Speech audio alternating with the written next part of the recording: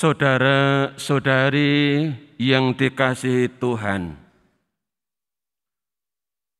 dalam homili sore ini saya mau mengajak Anda semua untuk merenungkan tentang Ekaristi itu menyatukan.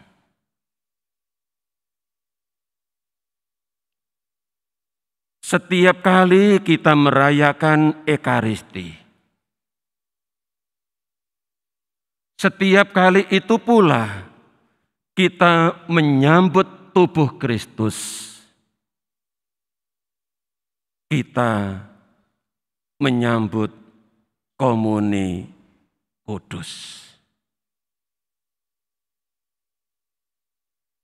Inilah momen penting dalam hidup kita,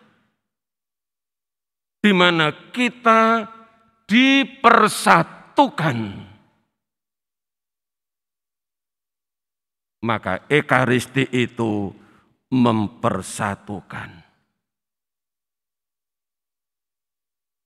Mempersatukan dengan siapa?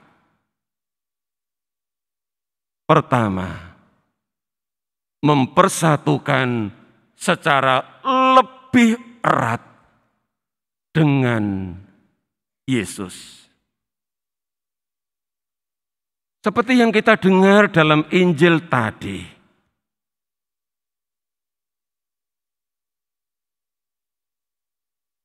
Yohanes bab 6. Di ayat 56 Yesus bilang, "Siapa yang makan tubuhku dan minum darahku, ia tinggal di dalam aku, dan aku di dalam dia."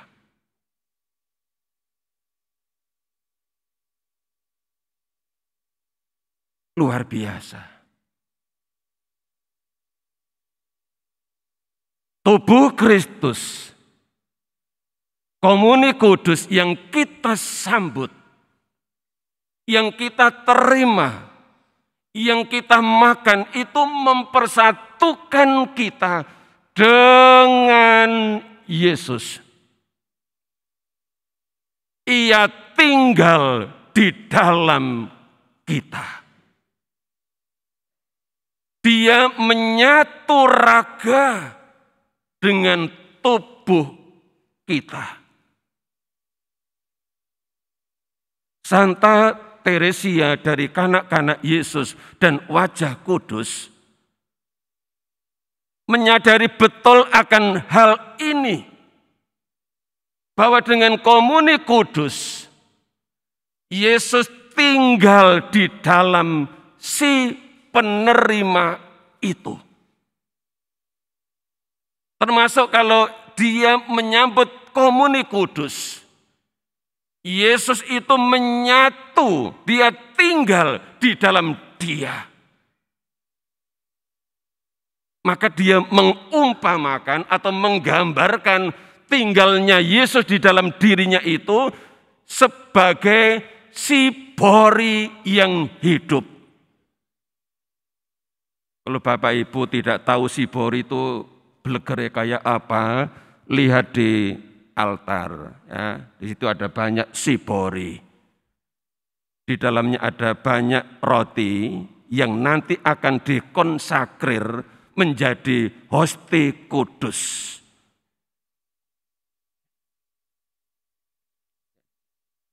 Sibori, tempat hosti kudus. Maka kita yang menyambut komuni kudus, itu disebut oleh Santa Teresia dari kanak-kanak Yesus sebagai sibori yang hidup. Maka ketika merayakan Ekaristi, kita menyambut komuni, kemudian kita pulang. Kita pulang ini sebagai sibori yang hidup. Kita pulang membawa Yesus yang tinggal di dalam kita. Maka Ekaristi itu menyatukan secara lebih erat dengan Yesus. Kedua, Ekaristi itu menyatukan dengan gereja, tubuh Kristus. Kalau dengan Yesus itu lebih erat, maka akan memberikan efek samping, yakni membuat kita menyatu dengan gereja sebagai persekutuan umat Allah, sebagai persekutuan murid-murid Yesus. Maka dalam bacaan yang kedua tadi, Rasul Paulus bertanya,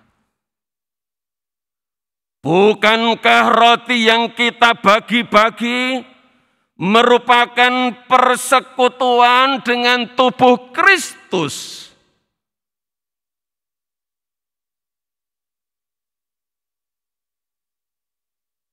Jawabannya bagaimana? Bukankah roti yang kita bagi-bagi atau yang kita terima merupakan persekutuan dengan tubuh Kristus?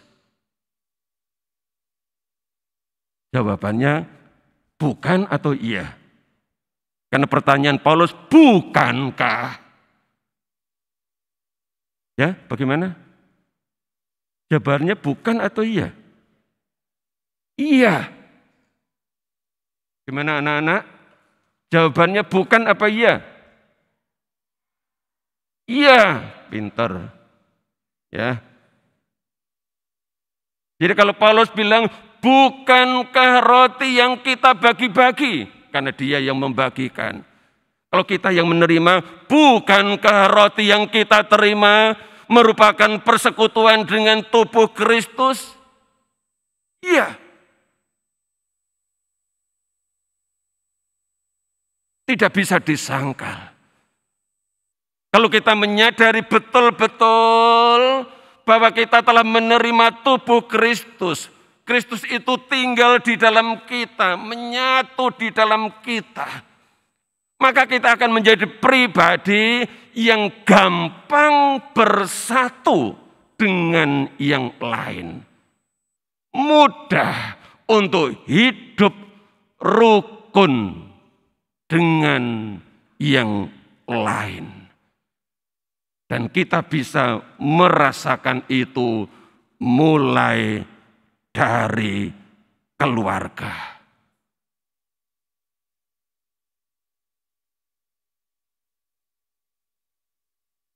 Ada satu keluarga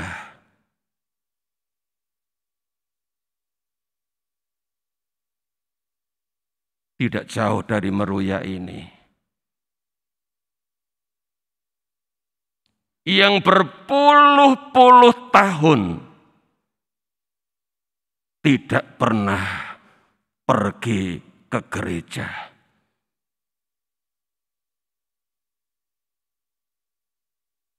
Tidak pernah merayakan Ekaristi.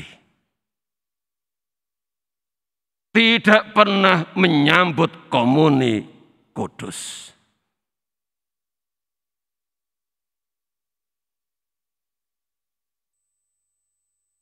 Apa yang terjadi? Ora rukun. Di dalam keluarga itu tidak rukun.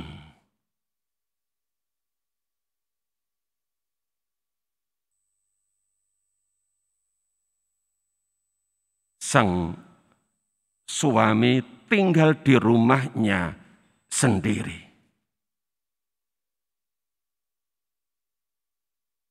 Sang istri tinggal di apartemen sendiri.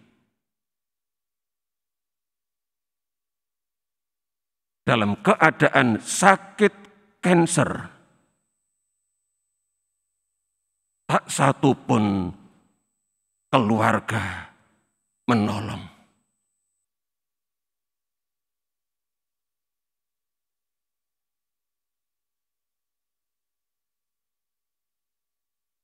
Ini contoh. Jika dengan Kristus tidak menyatu, tidak dipersatukan dengan Kristus, sulit untuk bisa hidup rukun. Maka dalam Injil tadi Yesus bilang, sama seperti Bapa yang hidup mengutus aku, dan aku hidup oleh Bapa. Demikian juga siapa saja yang memakan aku, ia akan hidup oleh aku. Keluarga ini tidak memakan tubuh Kristus, tidak pernah menyambut komuni kudus, maka tidak hidup oleh aku, A huruf besar, Yesus. Tidak hidup oleh Yesus, tetapi akan hidup oleh aku, A huruf kecil. Hidup oleh aku, oleh ego. Itu yang membuat tidak rukun. Egonya sendiri yang dominan dan bukan Yesus yang hidup.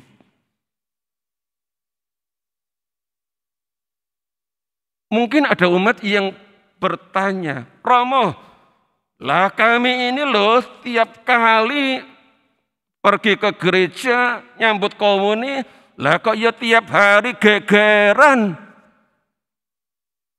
gak rukun. Itu bisa terjadi jika Ekaristi tidak dihayati betul.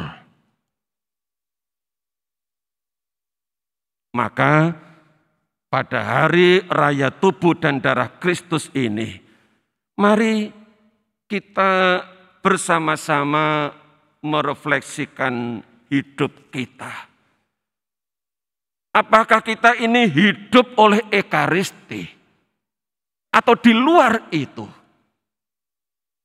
Apakah kita hidup oleh Yesus atau hidup oleh aku, oleh ego kita? Sehingga tidak ada kesatuan yang erat dengan Yesus dan tidak ada kesatuan satu terhadap yang lain juga dalam keluarga. Hari ini kita diingatkan oleh sabda Tuhan bahwa Ekaristi itu menyatukan. Barang siapa makan tubuhku dan minum darahku, ia akan tinggal dalam aku dan aku tinggal di dalam kamu. Amin.